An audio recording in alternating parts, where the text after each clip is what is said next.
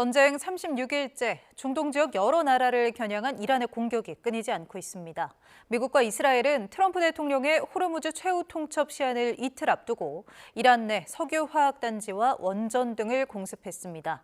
이스라엘과 국경을 맞댄 요르단에 가 있는 YTN 특파원 연결합니다. 조수연 특파원. 네, 요르단 암만에 와 있습니다. 네, 조 특파원이 나가 있는 요르단도 이란의 공격을 받고 있다고요? 네, 그렇습니다. 요르단 공군은 지난 하루 동안 요르단 내륙을 겨냥한 이란 미사일을 성공적으로 요격했다고 발표했습니다. 하지만 이 과정에서 수도 암만 북동쪽 자르카와 중부 카라크 등 여러 지역에 파편이 떨어지면서 2명이 부상을 입었고 시설물 피해도 잇따랐습니다.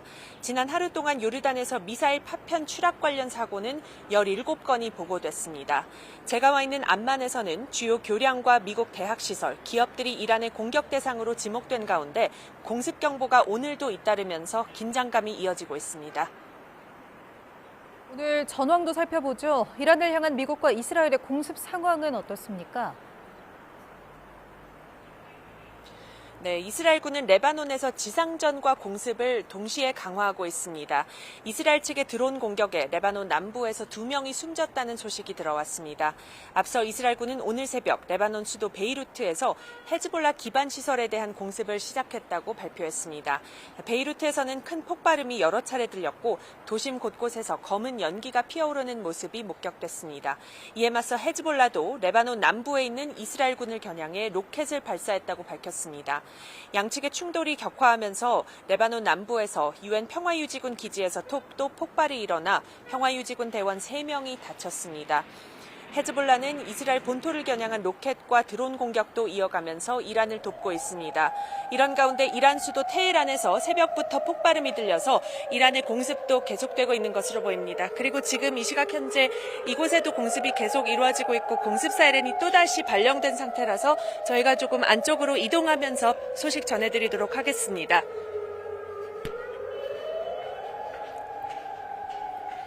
네, 조수연 특파원 지금 공습 경보와 함께 안쪽으로 이동을 했군요. 네, 이런 가운데 이란에서는 이런 상황에 맞습니다. 어린이까지 지금 공습 경보가 또다시 발령됐고 조금 전에 들으신 바와 같이 사이렌이 계속 울리고 있어서 저희가 있는 이 건물 옥상에 계속 있기가 좀 위험한 상태여서 지금 안쪽으로 잠시 대피했습니다. 네, 잠시 화면을 조정했는데요. 시청자분들의 양해 부탁드립니다. 이런 가운데 이란에서는 어린이까지도 전쟁에 동원될 수 있다는 미국 일간 월스트리트 저널의 보도가 나왔다고요? 네, 이란이 미국의 지상전에 대비해 석유 항구 방어를 강화하고 12살 어린이까지 동원해 병력을 충원하고 있다는 내용입니다. 월스트리트 저널은 이란 의회 국가안보위원회 위원장이 하르그 섬을 방문한 이후 이란이 섬을 요새화하는 데 박차를 가하고 있다고 분석했습니다.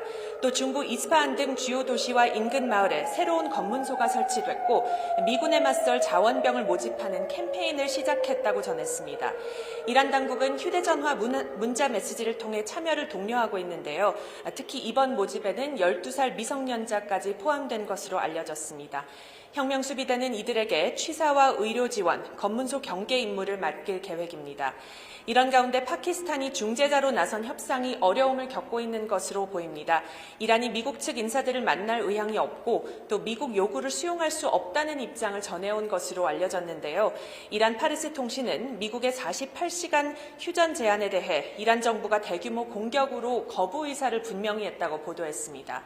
트럼프 대통령의 호르무즈 최후 통첩 시한인 오는 6일 이전에 미국이 이란에 결정적인 타격을 가할 수 있다는 관측도 나오면서 중동 전역에 긴장감이 높아지고 있습니다. 지금까지 요르단 암만에서 YTN 조수연입니다.